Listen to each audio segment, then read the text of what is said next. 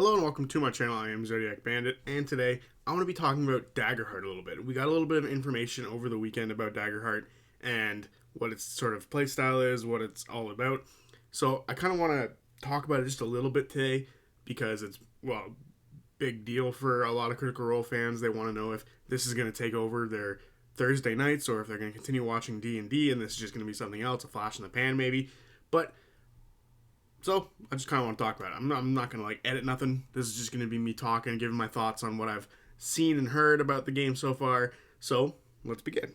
First of all, it's not like D&D. There is a big difference. It's not a D20 system or anything like that. It's a 2D12 system, and it's based on like a hope and fear thing. So each of the D12s represent one of the two. So it's fear and hope.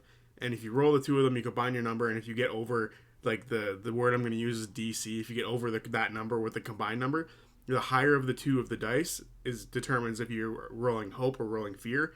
And fear means you did it, but there's something kind of goes wrong negatively about the roll.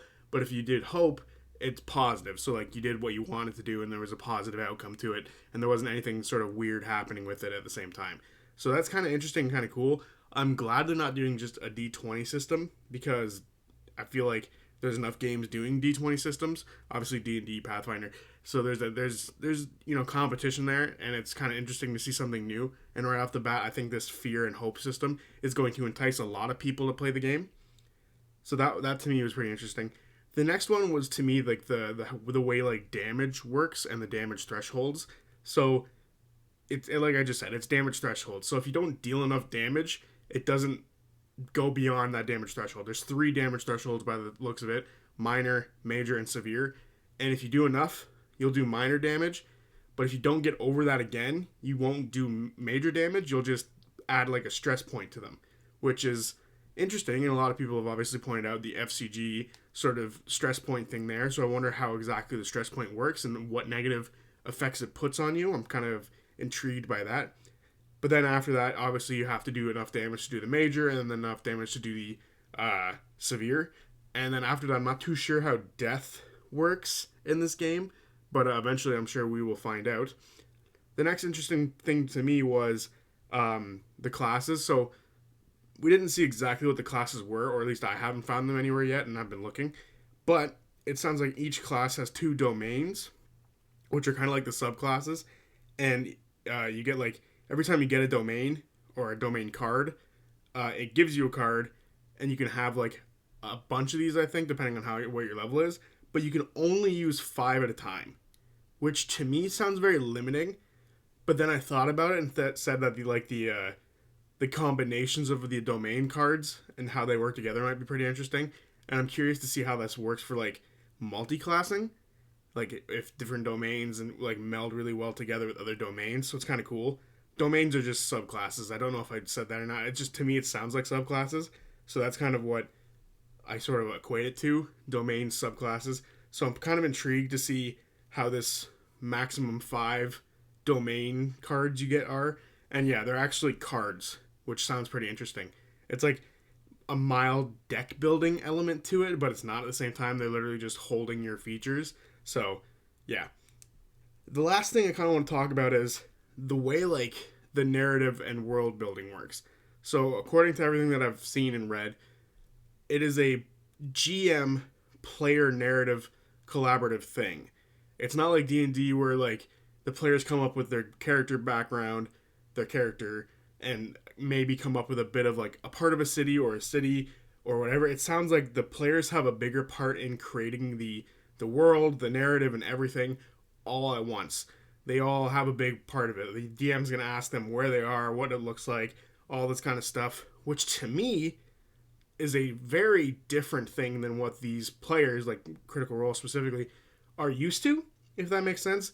To me, they Matt creating the world, and they just kind of living in it.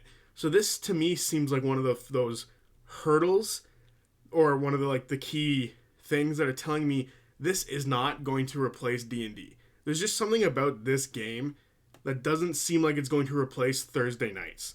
It feels like it's going to replace Tuesday nights maybe, because every Tuesday, they don't do anything much for Tuesday. so they could like put it on a Tuesday, and then like on the fourth Tuesday of every month they could put four-sided dive, and then Thursday could be like another candelabra obscura sort of thing.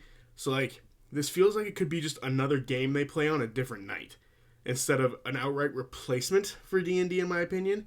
So I'm kind of intrigued as to what we're going to get from this, because this is early still. According to everything we've seen, this is early stage of developments, and it already seems really solid. So I'm very excited to see from there where it goes. Obviously, what expansions they're going to do. And one more thing is I want to go back to like the whole narrative thing. It doesn't lend itself too well to the idea of having like the Exandria's or Explorer's Guide to Exandria sort of books come out, which is another reason I kind of think D&D is going to stick around and be like another thing for them, because this seems like it doesn't seem like it can last 100 episodes, if you will. Critical Role will last 100 episodes, 120 episodes. In C2's case, 141 episodes. This game to me seems like it would be good for like 40, because it's got that sort of limit of the players also having to be the ones constructing things. And each time they play, the players are going to construct more of the world. So it seems a little harder for me to imagine them being able to make these Explorer's Guide to Wildemount style books for this game. And it just sounds like they'll be releasing expansions for new classes and stuff like that, rather than books to go on top of it. So I'm not like, that's another thing for me that's kind of like, I don't know if this is going to replace D&D with Critical Role.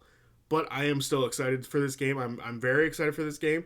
I don't think it's going to, like I said, replace. It's more just going to be added to it. They've already talked about adding more stuff. They added Midst. They've added a handful of other things over the period of time, like Candelabra Obscura. So I'm very intrigued to see exactly where this fits. But I think a large portion of this player narrative thing sort of takes away Matt's position, almost, as the creator, narrator, and all that kind of stuff.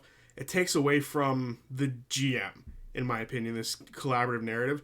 Now, I haven't seen how it works, and we as a grand total haven't seen how it works quite yet, so I'm probably wrong, and I could be very wrong, and I hope I'm wrong, because I would like for them to make something out of this, and it not feel like lesser, if that makes sense, for Matt specifically, because this definitely feels like it's way more important and falls on the players a lot more, but I'm worried that the GM is just going to sit there and watch a lot of it. So, very intrigued to see how exactly it works.